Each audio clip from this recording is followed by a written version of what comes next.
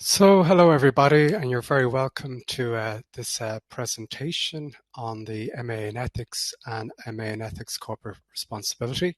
I'm just going to share my slides with you, and I hope you can see them. So, I hope everyone can hear me and see the slides. So, I'll just give this a minute. Thanks very much. So, good morning, everyone, and thanks very much for joining us today.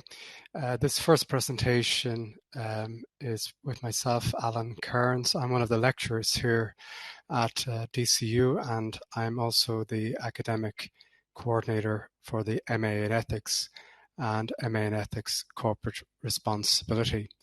And the picture there that you may be able to see is of DCU All Hallows campus, and it's a very historic and fitting campus for these programs. Just to tell you a little bit about DCU, it not only has DCU All Hallows campus, but also there is the Glasnevin campus. You might see there on the top left the helix, and also DCU St. Patrick's campus, and there on the right you see a wonderful building, the library there. So as you can imagine, DCU is a very big organization. So what kind of brings us all together, what kind of brings all these campuses and people together is its mission. And as someone who works in academia, what kind of keeps me or kind of guides my path really is this mission statement to transform lives and societies through education, research, innovation, and engagement. So really the MA in Ethics and the MA in Ethics Corporate Responsibility is really trying to contribute to that idea of transforming people's lives and also transforming society in terms of education and research. Our president, Professor Dara Keogh, he once said that DCU is a community of learning, and our offering is not transactional but relational. And I think this is a wonderful expression that really sums up our program, that the teaching isn't something transactional, it's relational. So I'm very lucky to coordinate these programs that have a team of lecturers who are really dedicated to students. You know, students are really front and center in this program. So really, you're not a number on a program like this. You're really cared for, and we want people to be the best that they can. We want them to excel in their education, and I think that idea of teaching being something relational really kind of sums up what we're about here at DCU. So now to turn our attention to the MA in Ethics and the MA in Ethics Corporate Responsibility. So the MA in Ethics, it's really a general program in ethics and in what we would call applied ethics, or sometimes it's called practical ethics. So it's the application of theory to practice.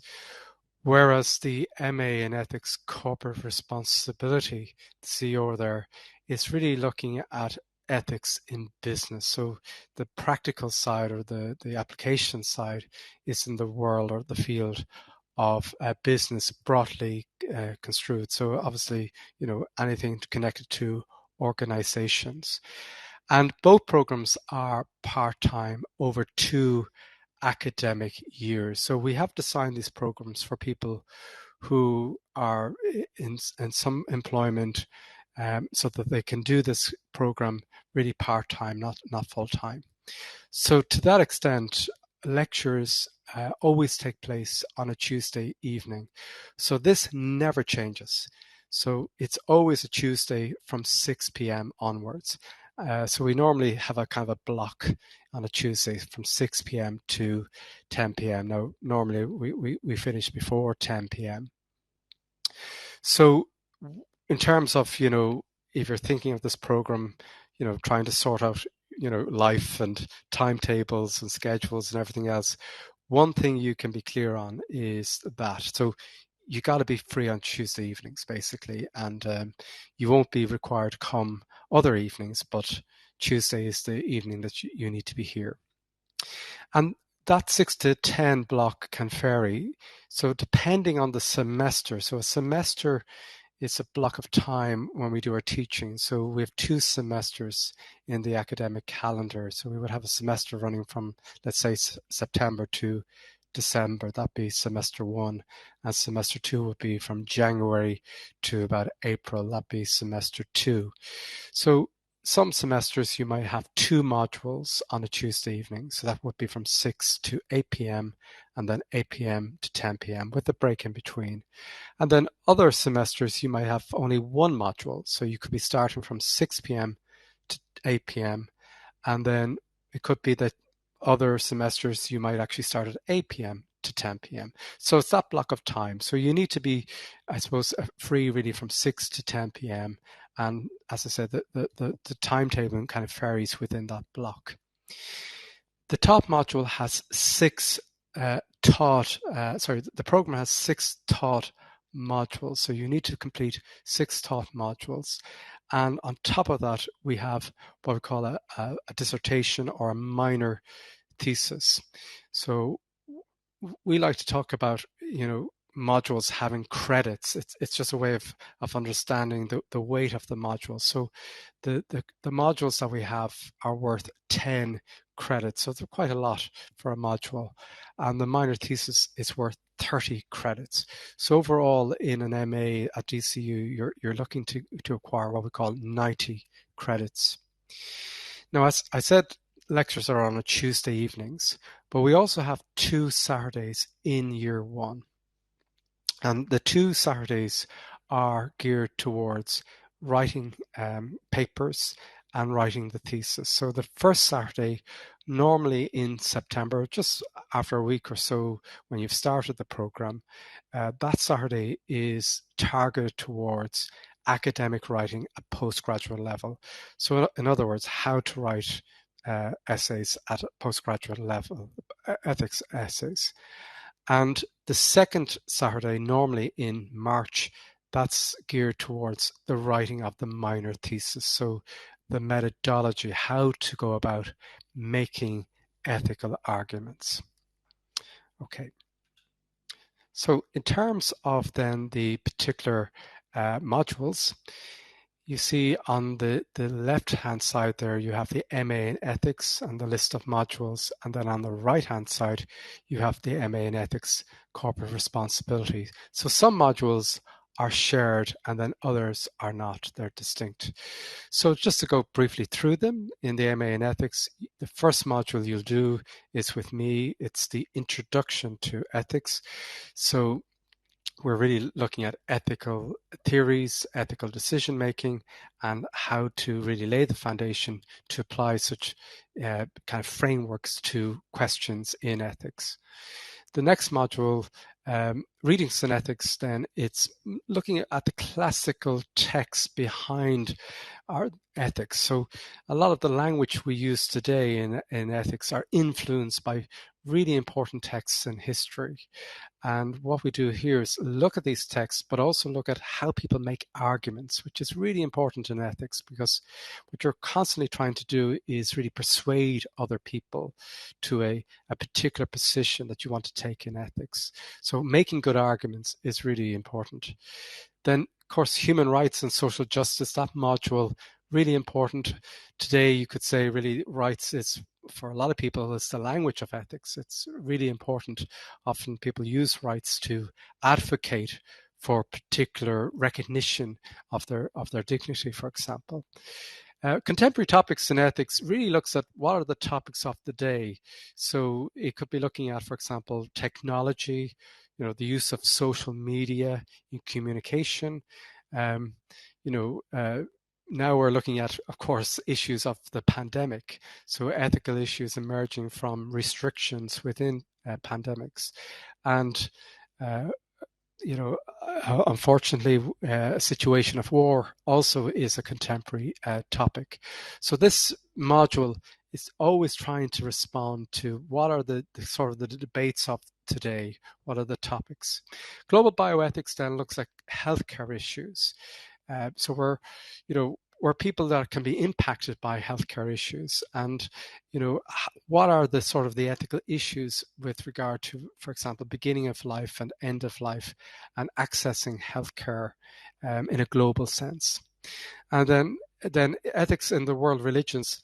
Clearly, religions can have a huge impact on ethical thinking, even the language we use in ethics.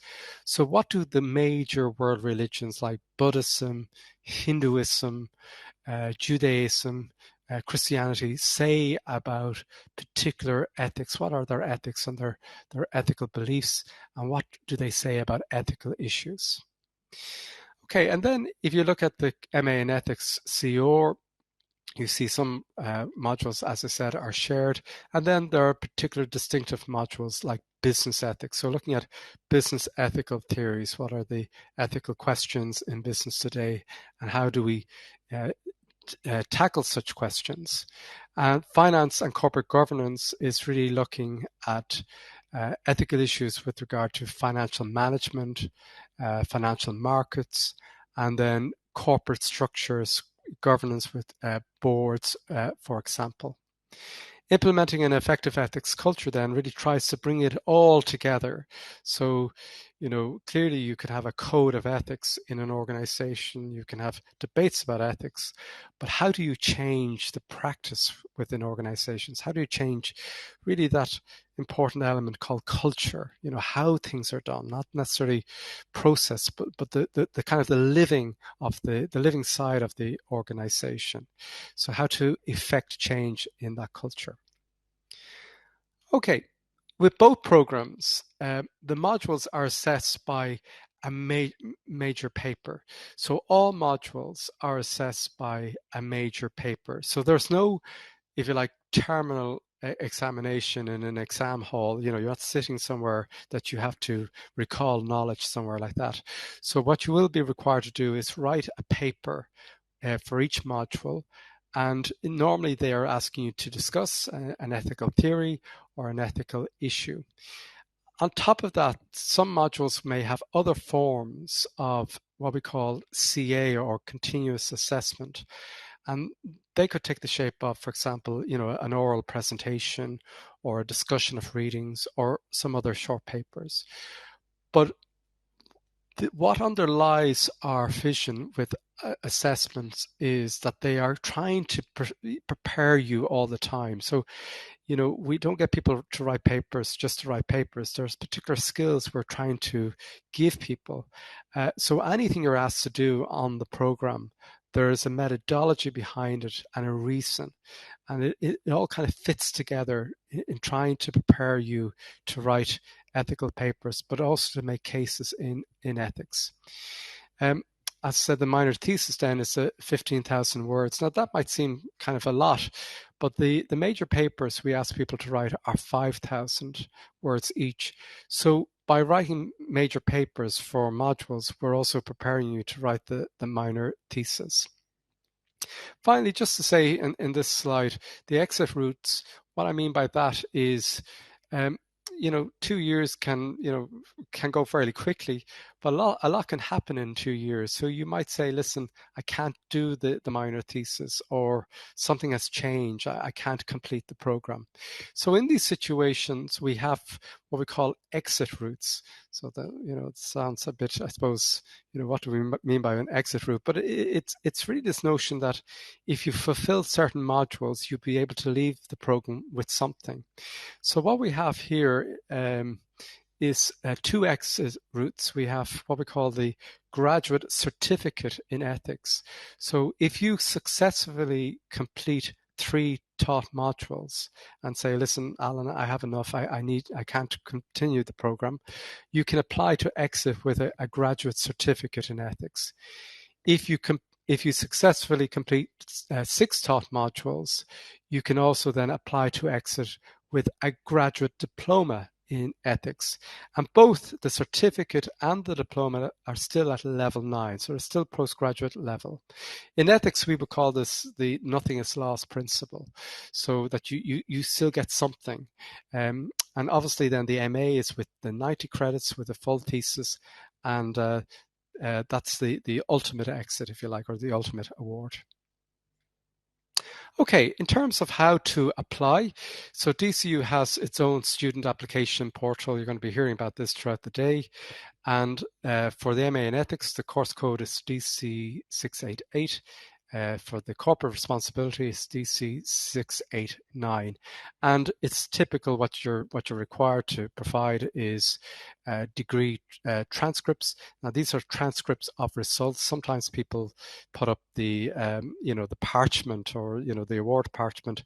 No, we're looking for the transcript of your results of your primary degree or your first degree, and you can easily get that from the university that you did your degree. A statement of why you want to do this program, just a short statement, and a CFE. The closing date is the 31st of July for EU applicants.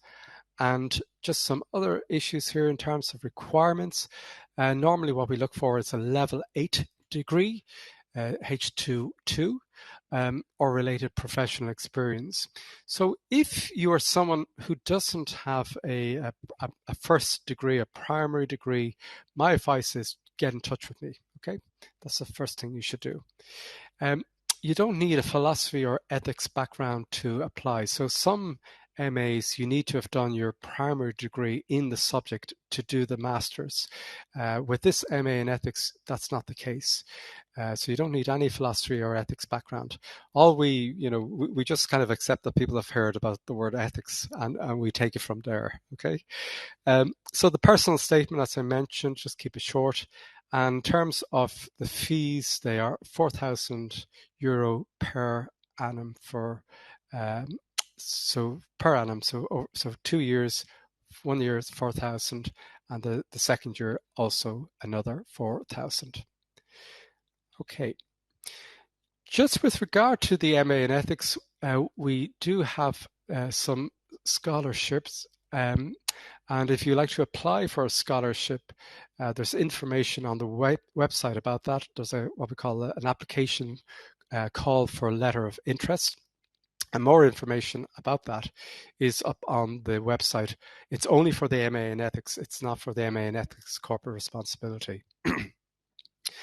After graduation, you can join our MA in Ethics and your alumni. So we have a special group. You not only be part of the university alumni, but also we have an alumni for our MA in Ethics, and we actually meet once a year. The graduates give papers about what they're doing in ethics, but it's a really great network of people, and we keep in touch quite a bit throughout the year. So it'll give you a kind of an access to a network of different experts in the field of ethics in Ireland. Also, the MA in Ethics Corporate Responsibility is part of the professional development framework of the Compliance Institute. So if you're a member of the Compliance Institute, you will have seen this program also flagged by that institute. Finally, just to let you know, we were delighted when the EdUniversal gave us a ranking of 37 for the Corporate Responsibility MA. We came number 37th in the world's ranking for best masters and MBA programs in corporate social responsibility, which we're really delighted with. And that to me is a real testimony both to the lecturers who are on this program and also to the students that we have had over the years. Okay, so that's it. Many thanks for listening to me. My contact email is there, alan.kearns@dcu.ie. I hope this has been helpful, and just feel free to drop me a line at any time if you have any questions. I'm going to just stop sharing that, and we'll leave it at that. I'll stay on for a couple of minutes if anyone has questions in the chat. Otherwise, thank you so much for your your patience, and I hope you enjoyed the day looking at other talks as well. So thanks very much, everybody.